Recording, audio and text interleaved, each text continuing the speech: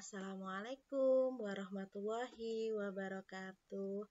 Anak-anak kelas 1 SD Muhammadiyah 2 Bojonegoro, kembali lagi dengan Ustazah hari ini dalam mata pelajaran bimbingan dan konseling. Tidak terasa hari ini merupakan pertemuan ke-6 kita. Hari ini Ustazah akan sedikit cerita tentang kondisi pembelajaran jarak jauh.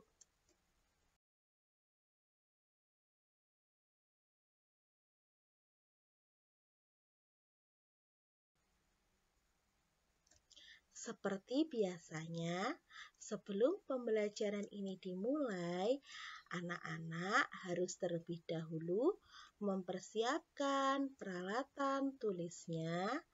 Kemudian, awali pembelajaran hari ini dengan berdoa dan tak lupa konsentrasi agar materi yang diberikan oleh Ustazah bisa diterima dengan baik.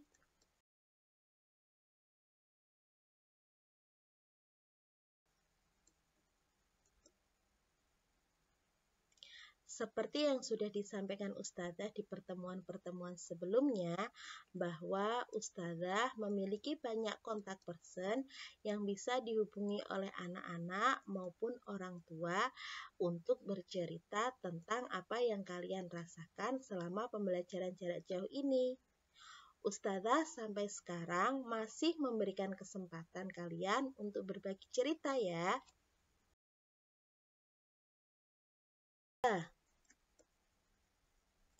Ya, seperti yang sudah diterangkan Ustazah pada pertemuan kemarin tentang pembelajaran jarak jauh.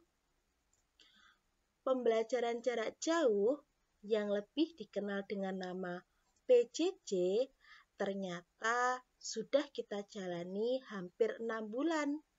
Artinya, ketika anak-anak kelas 1 masih duduk di kelas B, di TK-nya masing-masing, sekitar pertengahan bulan Maret.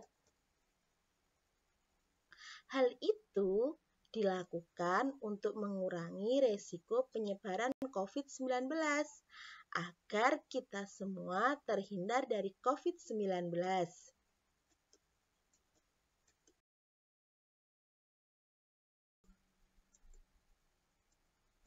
Coba diperhatikan tentang gambaran kondisi pembelajaran jarak jauh. Yang pertama, tidak sedikit dari kita yang sudah bosan, ingin segera masuk dan melaksanakan pembelajaran secara langsung. Kemudian, tidak sedikit anak yang mengantuk. Hal itu dapat kalian lihat terutama ketika pertemuan Zoom meeting.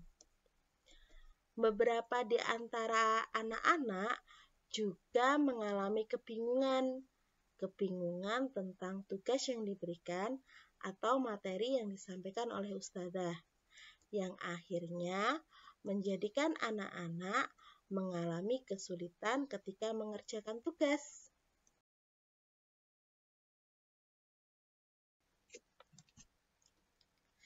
Mengantuk, bosan, kesulitan, tidak bisa mengerjakan, itu sebenarnya dapat terjadi karena adanya halangan-halangan dalam pembelajaran jarak jauh. Adapun halangan yang biasanya terjadi dalam pembelajaran jarak jauh adalah yang pertama, tentunya ketika sinyal kita bermasalah. Pasti kita terlambat atau bahkan tidak bisa mengikuti pembelajaran jarak jauh. Halangan yang kedua adalah ketika alat belajar kita bermasalah, baik itu HP, laptop, maupun PC. Contohnya saja ketika baterai HP tiba-tiba habis, sedangkan kita lupa membawa charger HP. Pasti kita juga akan bermasalah untuk mengikuti pembelajaran jarak jauh ini. Yang ketiga, sulit bertanya, apa Ustazah maksudnya? Seperti contohnya di pertemuan Zoom meeting. Banyaknya peserta Zoom meeting menjadikan Ustadz dan Ustadzah bingung untuk memilih dan menjawab pertanyaan yang diajukan, sehingga Ustadz dan Ustadzah memberikan kesempatan bertanya ke wali kelas masing-masing setelah pembelajaran Zoom meeting. Halangan yang selanjutnya adalah ingin segera selesai, karena mungkin baterainya mau habis atau mungkin mau ada acara setelah ini. Jadi, sering kalian mengikuti Zoom meeting atau pembelajaran jarak jauh dengan kondisi tergesa-gesa. Ustadzah akan menjelaskan tentang manfaat yang dapat diperoleh ketika melaksanakan pembelajaran jarak jauh. Yang pertama, dengan pembelajaran jarak jauh yang harus didukung dengan keberadaan WiFi, laptop, PC, ataupun HP, maka kita akan lebih mengenal teknologi. Contohnya, waktu pertama kali menggunakan Zoom meeting. Jika sebelum pembelajaran jarak jauh, kita belum mengenal tentang Zoom meeting, alhamdulillah setelah itu kita sudah bisa menggunakan aplikasi tersebut. Manfaat selanjutnya adalah untuk melatih kejujuran, karena kita tahu setiap penilaian, baik itu penilaian harian atau nanti penilaian dilakukan dari jarak jauh. Ustadzah berada di rumah atau di sekolah dan kalian mengerjakan di tempat masing-masing. Namun Ustadzah yakin kalian tetap jujur, tidak melihat HP, tidak melihat buku atau bertanya kepada kakak dan orang tua. Manfaat yang ketiga adalah bisa melatih kita untuk gemar membaca. Contohnya saja ketika kalian penilaian harian yang diberikan oleh Ustadz dan Ustadzah melalui Google Form. Pasti kalian akan rajin membacakan. Yang ketiga, mudah mencari sumber belajar yang lain.